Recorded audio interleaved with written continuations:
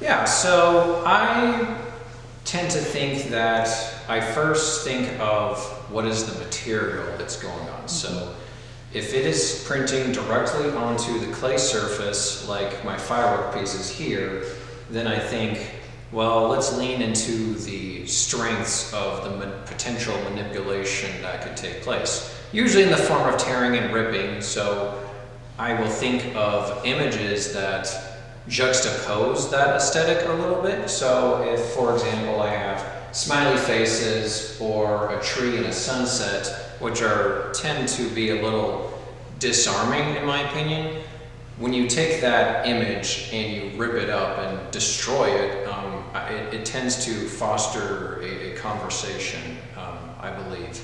And then with the text, I mean, the text has to go along with the image. You know, I want them to work in tandem together to kind of facilitate this message that I'm trying to get across. But yes, these definitely do come from personal experiences.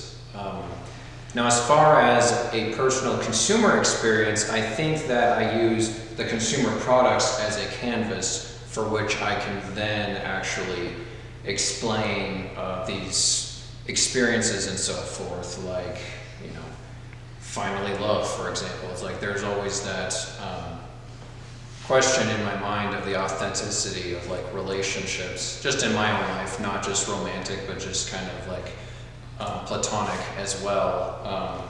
And then just simple everyday expressions like, please like me. Like that's just a longing for acceptance.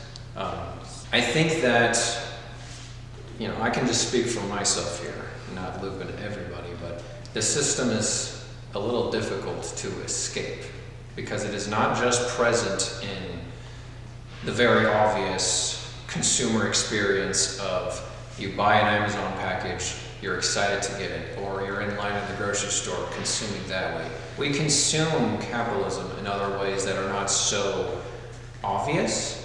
I love using the example of Sabrina Carpenter and of course my sports teams, you know, Texas Tech Athletics, Kansas City Chiefs. I love all those things. Whether I'm paying for it or not, those are products of capitalism. So I think that, do I resist it? I think my only true resistance is I'm showing the follies of desire and the perpetual cycle of consumption, and that it is a never-ending cycle.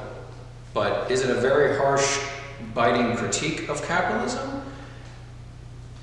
You know, that might be that'll up for debate. I think that's maybe up to the viewer to decide whether I am saying something negative or not, because in all these scenes, you are seeing the aftermath, the debris, the rubble, etc., which do elicit feelings of waste. And, you know, we could go on forever talking about the negatives of capitalism. Those are well documented, and I'm by no means denying that. However, in my mind, when I see this, I think of what was the before.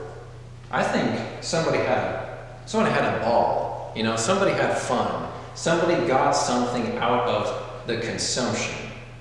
But I'm interested in the aftermath of that consumption.